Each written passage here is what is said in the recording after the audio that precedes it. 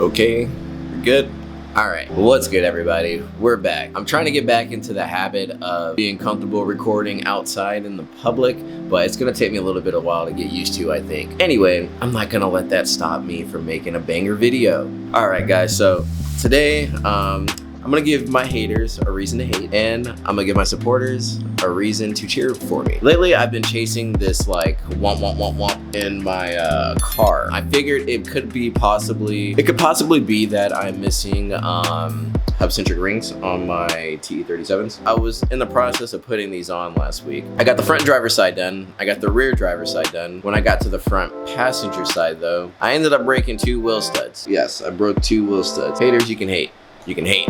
Okay, I ordered me some wheel studs over the weekend, well during the week. Now that I'm finally off of work, we can put these on the car. So that is the plan for this video. We have to correct my mistake. You guys can call me a idiot down in the comment for not knowing the torque spec on my car.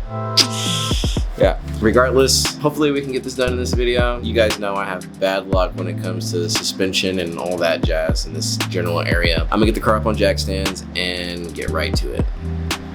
We got the Type R jacked up. We are good to go. Now let me show you. So I messed up. You can see this one's broken and this one is broken. These 2 are good.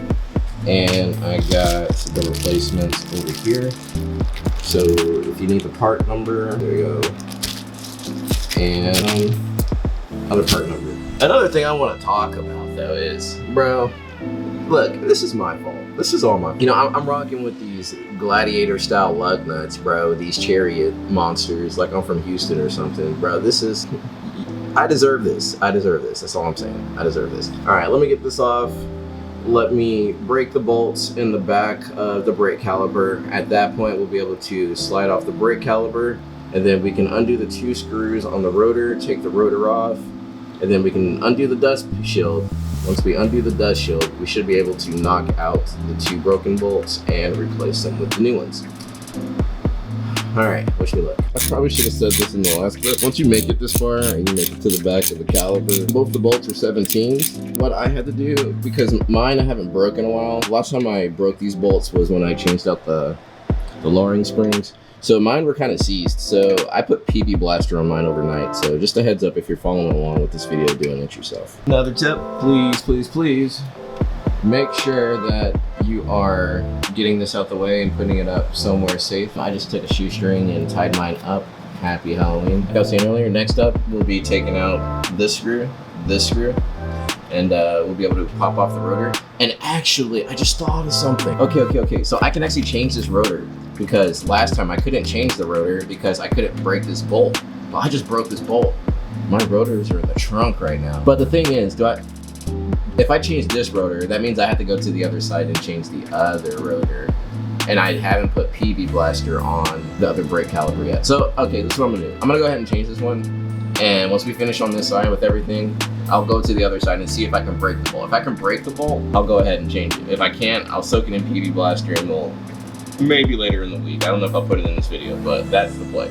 But for now, let's get these 2 screws off, get the rotor off, get the rotor replaced, and get these 2 freaking wheel studs out and go from there. Here's the fun part. Typically, when you get these done by a dealership or something, like last time this happened to me, I had to take it to the dealership. They ended up having to replace the whole wheel hub. What I found out is you can maneuver the dust shield, by taking out this screw right here, this screw right here. I think there's a third one. There's a 3rd screw over here. You can take this screw out and you can rotate the dust shield to a backside of the wheel hub, and you can bang it out with a hammer. Not a rubber hammer, but yeah. That is what I'm going to do. God willing, this method will save me $400 because I only had to spend $6 each on each wheel stud. Let's get that done. The 3 screws, rotate the dust shield, bang up the wheel stud, put in the new wheel studs, put everything back together with the new rotor on there.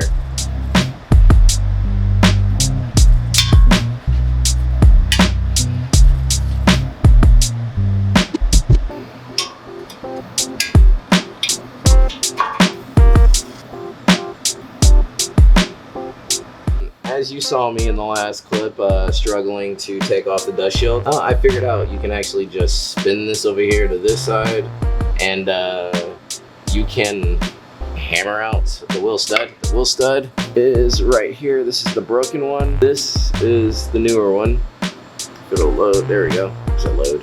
If it'll, there we go, focus. And that's the old one. As you can tell, I did some damage. Here we go. Boom. Like that. Wheel stud. My bad. And like that. Wheel stud is out. Now, I do not have a wheel stud tool, the tool that you put over this, and then you can tighten it down. So what I'm going to do is get this in as much as possible by hand, and then I'm either going to take my rotor and put it on and use that as a point of compression or a spacer, or I will either take a lug nut and put it on there. But the lug nuts I have right now, these ones, the gladiator joints, yeah, these I'm not messing with these too much right now. Kind of scare me. All right, now that I have the rotor on there and I have the lug nut on there, now I can use the rotor and the lug nut to compress the wheel stud into the wheel hub. Take this, turn it. Now, usually you want to have something in the way to where you can just pry this in between here to make it stay, but I don't have a crowbar on me, so I'm gonna have to use my hands. All right, let's back it out. Let's see what we got going on. I wish I had a crowbar. All right, getting closer.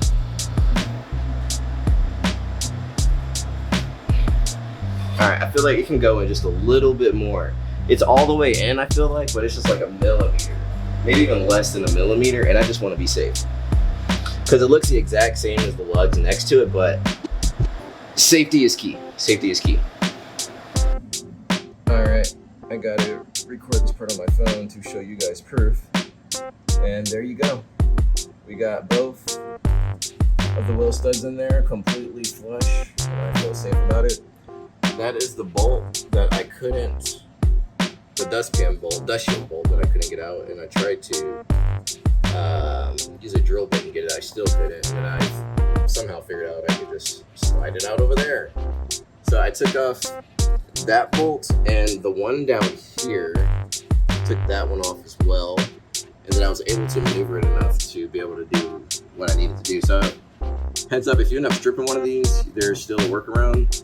And yeah, so now we're going to put on the new rotor and get back to business.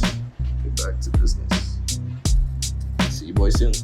And now it is time to put on what started this whole mess. So this is I believe what is this? A 73.1 to a 64.1 hub-centric ring, meaning it goes from a 73.1 wheel diameter from the TE37s to a 64.1, which is the stock diameter for the Type R. So we're going to put that on there like that. Make sure it's flush. Doesn't really have to be flush because when you put the wheel on, it's just gonna compress together anyway.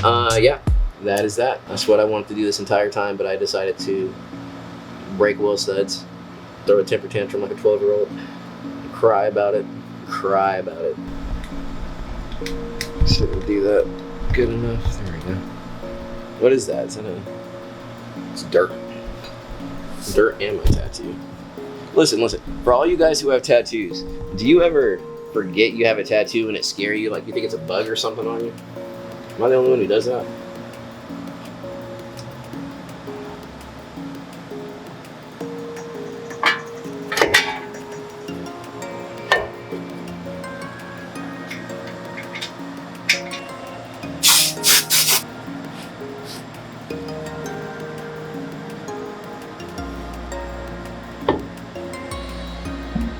Oh, it's the...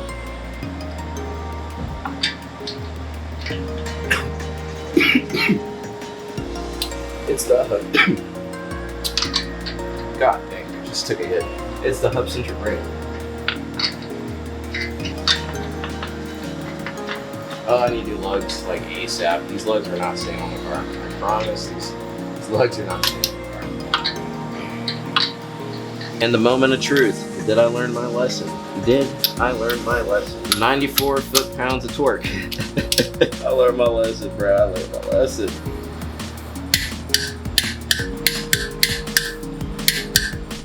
And that is how you change a hub-centric ring. Well, how you add a hub-centric ring. And that is how you... Well, so I finally made it to the back end. As you can see, I got the hub-centric ring on there. And I was thinking, you know, it's not the hub-centric rings causing the vibrations right now. It could be this. So, yeah, we're going to get this replaced ASAP. Dang. Keep in mind, this was what I was riding on Lime Creek Road with. Yeah, I can feel this little titty right here, too. Little nipples got. Put this wheel back on, wrap it up, and probably will not take this on a test drive, because if I still get vibrating at this point, it could mean this. You know what I mean? So there's really no point in test driving this until I get it done. But good video if you need a how-to on changing the wheel stud on the Type R. All right, we're back. Get a better angle. The wheel studs are replaced, and also I did the back. And as you saw in the last clip, I have to get this back tire replaced. Yeah, but I'm very happy we have these hub-centric rings on. That eliminates any vibration that would be caused by that anyway, so I'm happy about that. So it's just process of elimination at that point. And we have the hub-centric rings on the car. And we also do have coilovers. Working on getting those put on. Yeah, my goal right now is focusing on getting the suspension ready before we try and deep dive into V2. So if I can get the suspension and my tire set up really quick, I would appreciate that more than anything before we move on. Let me sit down. I'll wrap up this video. I kind of don't want to test drive the car on this bad tire. I kind of want to go ahead and get a new tire before I do that. So I think I'm going to work on getting that done ASAP. Probably do it if I can this weekend. We'll see. I don't know if that'll be possible, but if I can, I'll have it done this weekend. Because I wanted to go to some 7-Eleven car meets, but probably won't be able to because I don't want to risk that. I could just take the Tesla. I don't want to do that either. And like I was saying earlier in the video, when I first broke the wheel stud in this, trying to put on the hub-centric rings, I was a shambles. I'm not gonna lie. I was thinking of the last time I ended up having a lug nut stuck on there, and I ended up having to take it to the dealership, them telling me I'm gonna have to get the whole wheel hub replaced, and then getting the wheel hub replaced and paying, like, I don't remember, it had to have been, I'm gonna be honest, it had to have been like $1,000-something just to get the wheel hub replaced, and that was just because I had a lug nut stuck on there. And so when I went through that, that was all that was going through my mind. I'm about to drop $1,000 because I broke a lug nut. I just did some research, found out I could do it myself. I paid what I think it was like, went to the dealership, bought the wheel studs. They cost me 12 bucks for 2 of them. So the thing is, I broke 1 wheel stud. So Type R's, the wheel studs, there's 2 part numbers for it. I showed them both to you in the beginning of the video. There's 2 part numbers for the wheel studs. I wasn't sure if I had to have one or the other, so I just bought 1 of each because I wasn't sure. And at the time, I had only broken 1 wheel stud. Yesterday, when I was putting PB Blaster on the brake caliper bolts, I ended up breaking another wheel stud. So I was like, oh, thank God I ended up buying 2 wheel studs. See, man, that's what I'm talking about, bro. I got out of my comfort zone, ended up learning more about my car, ended up fixing my car, ended up spending only $12 to fix my car instead of $1,000, bro. That's what I'm talking about. Like, you know, you can't beat that. You really can't. So that's what I'm saying. Just get out there, guys. If this video is not a lesson, it's a lesson for me, then I'm an idiot for sure. You get what I'm trying to say. Get out there, guys. I'm gonna wrap up the video here. If there's a clip after this, it's probably because I got a new wheel and I went to a car meet or something, but it's probably not gonna happen. You'll probably hear the outro in like 10 seconds, but yeah. Get out there, guys. I appreciate you guys. Please like, comment, and subscribe. I appreciate you so much. I'm really trying to get back consistent on the videos, and yeah, I'll catch you guys in the next one. Thank you so much. Later.